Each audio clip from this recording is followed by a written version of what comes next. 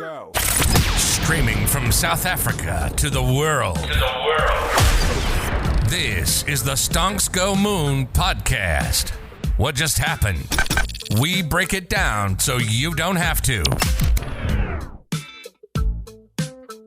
Welcome everyone to the Stonks Go Moon podcast. Our guest today, Dr. Bienvenu Soglo. He is the Director for Government Affairs Africa at the Intel Corporation. Doctor, welcome to the podcast. Thank you very much, Rocco, and thank you for having me. So your credentials are, I'm looking for adjectives here, incredible, phenomenal.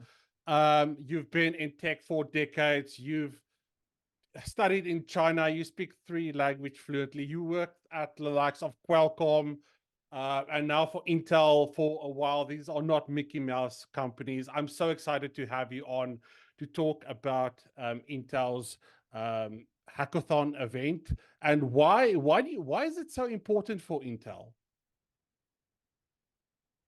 Well, I think I mean you talk about my background and so on, and I think yes, I mean it's it was a great opportunity, Yes, right? To be in a different culture, coming from Africa, a culture like in China. I learned a lot, but then started working, of course, on the African continent, and then with the companies you talk about, and then with Intel now for the past 5+ years.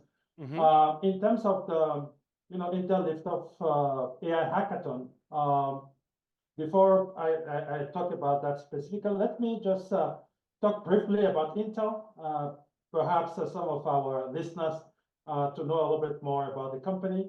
Intel Corporation is headquarters in Santa Clara in California, and it consists of more than 120,000 employees. Wow. With around 85% of those employees that are engineers, right? And we are present in 53 countries around the world, including, of course, on the African continent. And these employees are actually shaping the future with computing and connectivity technologies. And then, as you can see, technology is permeating every aspect of our lives, right? And we at Intel, we see an insatiable demand for processing power. And this is fueled by what? By artificial intelligence, right? The convergence of ubiquitous compute, connectivity, right? We are actually communicating thanks to broadband connectivity, infrastructure, and sensing.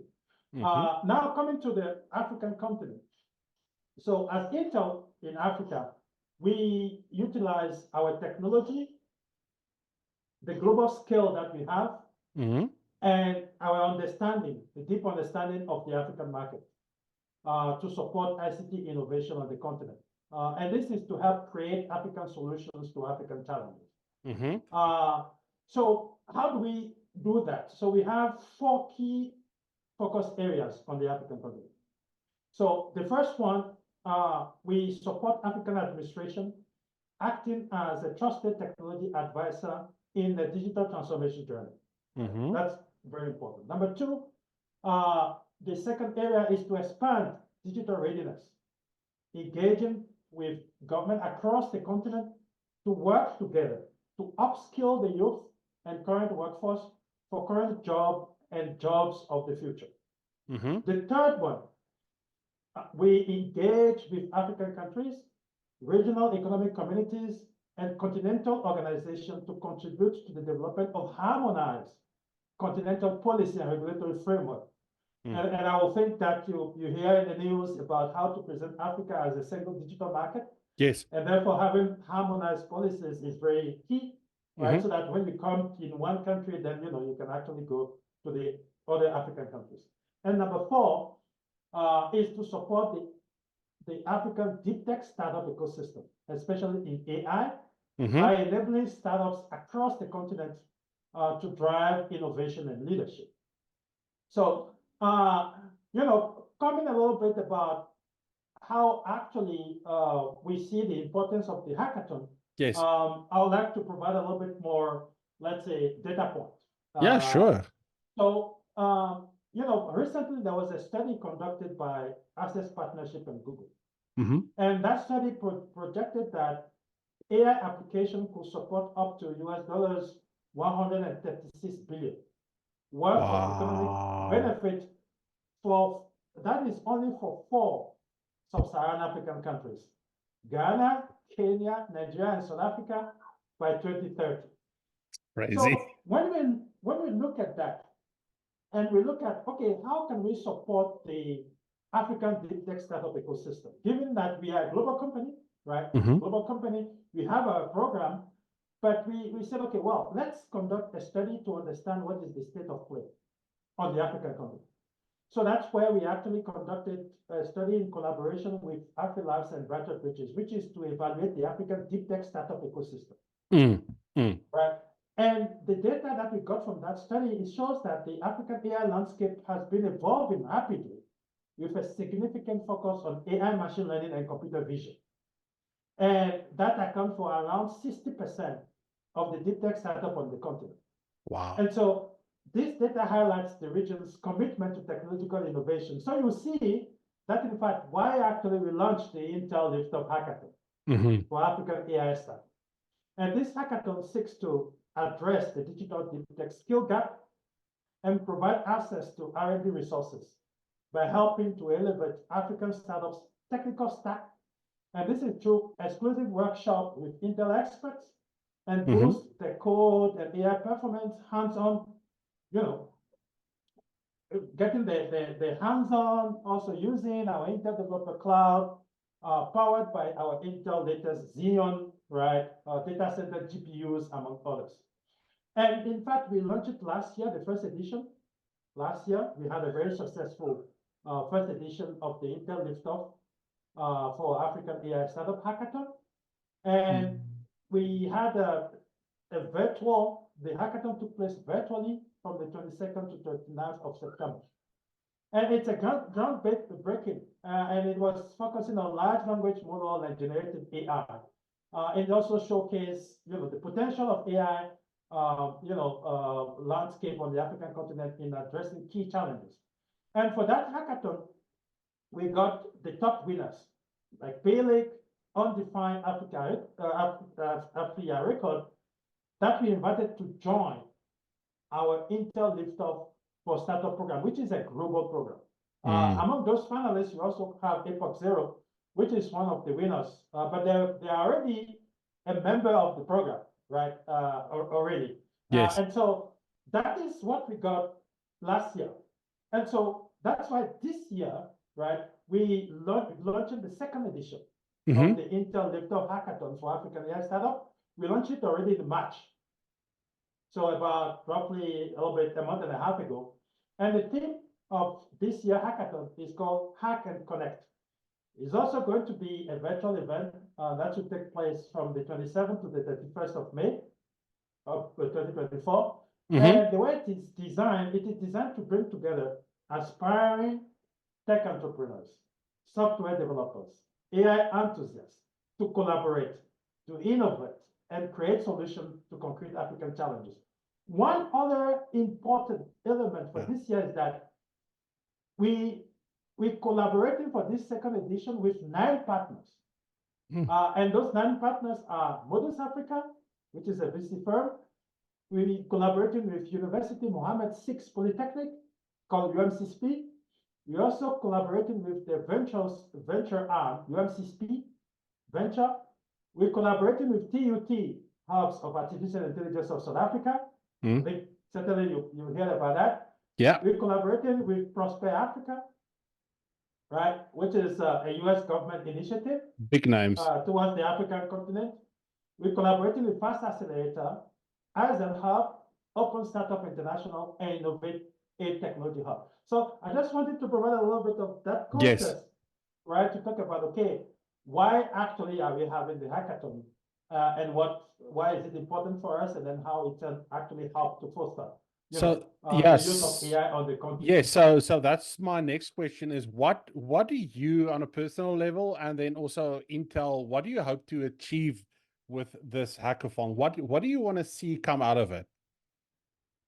So great question. And I'll give again the example of last year. Okay. So when we conducted the studies that I talked about, so evaluating the African deep tech startup ecosystem. In fact, we conducted a second study, and the reason we conducted that second study is that the 245 deep tech startup we found during our first study, we found that there is no connection between them and the university, right? Which is a little bit different from the way startups are created in the global north. Yes. So that's why we conducted the second study, which is evaluating the African deep tech spin-off ecosystem from the lab to the market in collaboration with Wits University, okay, and similar home. And there also we identified that the most used tech cluster is biotechnology, right? Data cloud and edge, and also AI and machine learning. And when we put the key findings of those two reports together, we found that there are 6 key areas where intervention are needed in order to force deep tech on the African continent. And those 6 key areas are, the first one. Yeah. It is, the need for digital deep tech skills training program, right? So they need to offer technical assistance, specialized training, and enablement for deep tech startups, developer hubs, VCs, and so on. Second area, the need for R&D resources, offer technology validation and verification platform. Third area, the need for funding, right? Working with international organizations to drive more public-private partnerships, right? Grant funding also. Government support, right? So important. So important. And we're advocating for government to actually engage startups to work on solving the key government challenges. Because that is the only way that they will actually, learn, create solutions that is going to be used. Exactly. But also for government to enact policies that will enable the development of frameworks to facilitate commercialization, IP protection, and so on. Number 5 is the need for university and industry collaboration, right? Whereby there will be the creation of platform for R&D, right? In order to create prototype, to validate the prototype, but also to encourage more fellowship and student exchange. And the 6th area is, market access and go-to-market initiative aimed at promoting spin-off creation in addition to opportunities for stakeholder networking events. So the reason why I talk about this background is actually to explain why we're actually doing the hackathon. So the hackathon comes in order for us to look at, okay, how can we, solve the challenge of access to digital skills?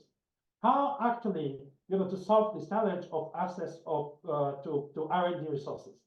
Because when we're conducting the studies, we talk to the startup, we talk to the ecosystem, and the startup said, well, okay, we need, access to technology validation platform to check if, the prototype we have, if we are going in the right direction. We need access to cloud credit, right?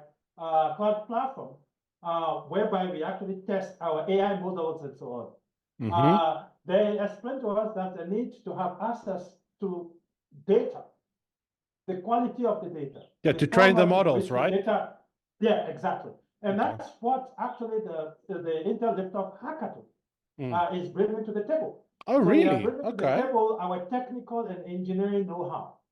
And so when we have the shortlisted startups, AI startups, that are going to take part in the hackathon, there are going to be some challenges, right? I mean, when I say challenge, it's like hackathon challenges, right? That are going to be there. There are going to be some learning and so on. But in the end, those who made it to the end, the finalists, they will enter our global Intel Liftoff program. And there they'll have access to our engineers, our Intel engineers that are based in the US, that are based in India, for mentorship, to help them to improve the AI models. But also, they also have opportunities to work, in the go-to-market opportunities. At the same time, because we're looking at how we can provide a 360, more or less, opportunity for the startups. That's why we have the different partners that we have. So they will work with a VC, right, for the, go-to-market kind of opportunity. that could work, with Prosper Africa to see, potentially, if there could be a pilot that could be there, that could work with, Innovate 8 to see if there is a specific program there that they want to bring to the table. So that's what we actually try to do in order to support those 6 key areas that we identified. So just listening to you now and listening to how passionately you talk about it, a big giant company like Intel would not be doing this on the African continent if they were not fully invested. That's a fair take, right? So if Intel is not fully, so what I was saying is a big company like Intel, right, would not do this event on the African continent and spend that amount of resources if they were not, fully committed to the African continent. Well, I think that's a great question, and I think as I said earlier, we have a team on the continent, and you see we are focused on government affairs, but also our international government affairs city liaison, engaging with university research institutions and the startup and so on. But I also have other colleagues in sales and marketing group that work with our partners. Yes. And when you look at Intel, right, it is our technology, our processes, our Xeon, and so on that are used by our partners to actually build the product, right? So we are several layers removed from the market, but we are on the African continent. Why? I'll give you an example. Okay. When we talk about access to broadband connectivity, for example, to access broadband connectivity, what do you need? You need spectrum, right? And then for the spectrum, what is spectrum for maybe someone that's not that technical? Well, spectrum is, those different, I would say, radio waves that you need actually, that you use when you communicate between, let's say, your mobile phone and the cell tower. Okay, right? so the waves, digital waves, radio waves. Okay. Yes. But also there is another one that you also use too, as well. It could be also radio wave between a device, which could be your router, your Wi-Fi router, and then your Wi-Fi on your laptop. Okay. Right? You have the Wi-Fi there. But those need to be standardized. Right? And then for it to be standardized, so it needs to be, the way it is done should be globally harmonized. Okay?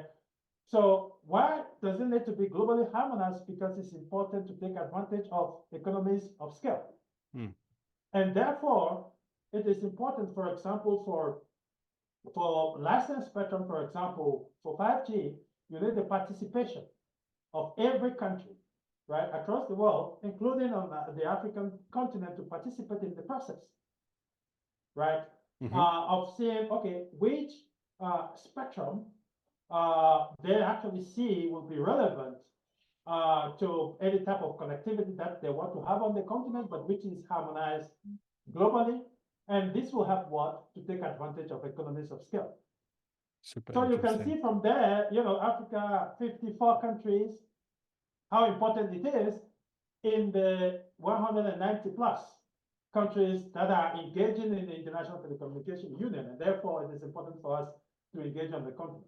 So I just give that simple example just to give you a little bit of perspective, right? On why, we engaging on the African continent, plus innovation piece of things, right? Yes. Innovation is very critical, right? If you look at the challenges that we see on the African continent, that are also opportunities. Yes, that's what I wanted to ask you now, because you talked about, okay, so the world seemingly revolves around chips, especially now with AI, and it's those opportunities and challenges that you mentioned for the next generation of young African innovators coming into this space. What do you think are some of the skills and knowledge areas that they need to learn to, participate meaningfully in like AI and deep tech and machine learning? Well, I think, this is a great question, and it's not easy to answer, I would say. Yeah. But I'll just reference the two reports that we actually work on and then we Okay. publish. So on the first one that I actually talked about a bit earlier, right, which is evaluating the African deep tech startup ecosystem, right? Okay. For this one, we actually define deep tech clusters, okay? And perhaps the question might be, maybe for the audience, what is deep tech, right? Maybe just Yes. to give a little bit of a simple definition. Yes. So deep tech refers to solutions that are based on scientific discoveries and that enable us to solve complex problems. And in addition to that, according to a report released by Boston Consulting Group and Hello Tomorrow, deep tech innovations are defined as disruptive solutions built around unique, protected, or hard to reproduce technological or scientific advances, right? So having said that, and to make it a little bit more, tangible. Yes. So in the first report that we did, so we defined 7 deep tech clusters, okay? So the first one is AI, machine learning, computer vision. The second one is, hardware manufacturing. The third one is data cloud and edge. The fourth one is autonomous and robotic. The fifth one, software tools. Yeah. The sixth, next generation compute. And then the seventh one is security and privacy. And this one we define it according to, one of the programs we have globally, which is called Intel Ignite, where we define the deep tech with those 7 clusters. Yes. And what we found from the report, as I said earlier, we found that, artificial intelligence, machine learning, and computer vision represents 60% of the deep tech cluster. Yeah. So that is one. Now, for the second study we did, evaluating the African deep tech spin-off ecosystem from the lab to the market, here we define 10 deep tech clusters. But what we did is that we added 4 more deep tech, and then we removed one from the previous one that I talked about. So we removed next generation compute, and the 4 tech clusters that we added include new materials and nanotechnologies, biotechnologies, hydrogen and fuel cell, and sensing. So the reason, and in fact, for this one, what we found that 41% of spin-offs we found are actually using biotechnologies, followed by data cloud and edge 70%, and AI machine learning 8%. And the reason I'm giving the example of these 2 report is that it provides some indication on which areas innovation is taking place on the African continent, right? And then you can see here there's a clear emphasis on education and skills development in STEM, right? And areas like AI, machine learning, computer vision, and data science, right? And I believe that this will prepare the next generation for future technology demand. Wow, that's amazing. Doctor, the last question before I let you go. What are some future initiatives that Intel has planned for the African continent? Well, I think this is, great question. And I think I did talk about a few, but the few which are actually continuing right now, and then I'll talk about them. Of course, we have the second edition of the Intel Liftoff Hackathon for African AI startup. That is taking place on 27th to 31st of May. That we talked about it, just a few minutes ago. And the deadline for application is 7th of May, which is next week. The second program that we already running, but the next one coming up is the Intel AI program for African deep tech startup and ecosystem stakeholders. And this is going to take place from the 28th to the 30th of May, 2024.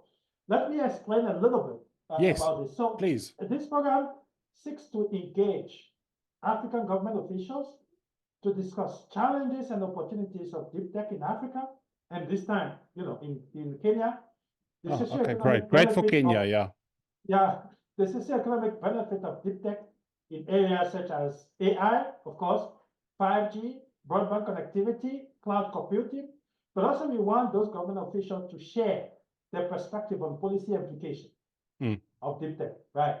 So policy implication of deep tech in AI, policy application of deep tech in digital infrastructure, but also digital skills readiness.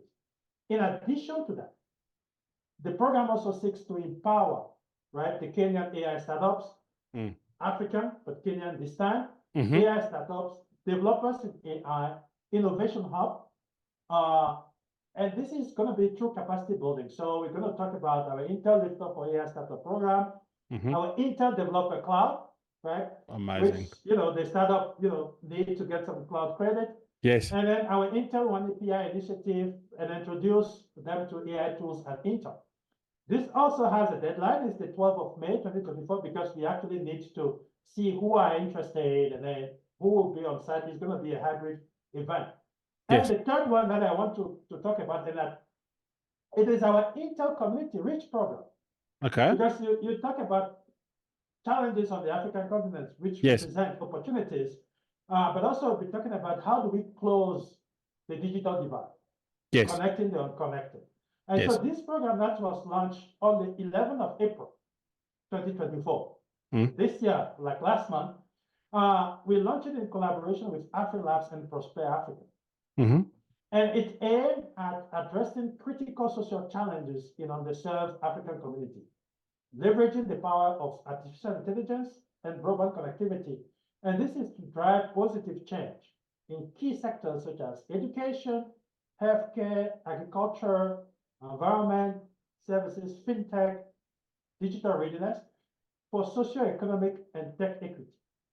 And we critically having the idea of saying that we want to look at those projects that would be financially sustainable over the next 3 to 5 years to be able to sustain themselves, provide use cases in the communities that the communities are willing to pay for, right? Yes. And this also has a deadline. The deadline for application is the 7th of June, and it will run through mid-September 2024. Doctor, it's so... It fills my heart with joy listening to you speak so passionately about the African continent, especially coming from a big company like Intel that you represent. Thank you so much for joining me today. It's been a great pleasure. We'll leave all the links in the comments. Well, I would like to thank you also for allowing me to, to share with the listeners our Intel Liftoff in supporting digital transformation and innovation on the African continent. Only a pleasure. And to our listeners, peace, love, and prosperity. And we'll catch you in the next one. Cheers.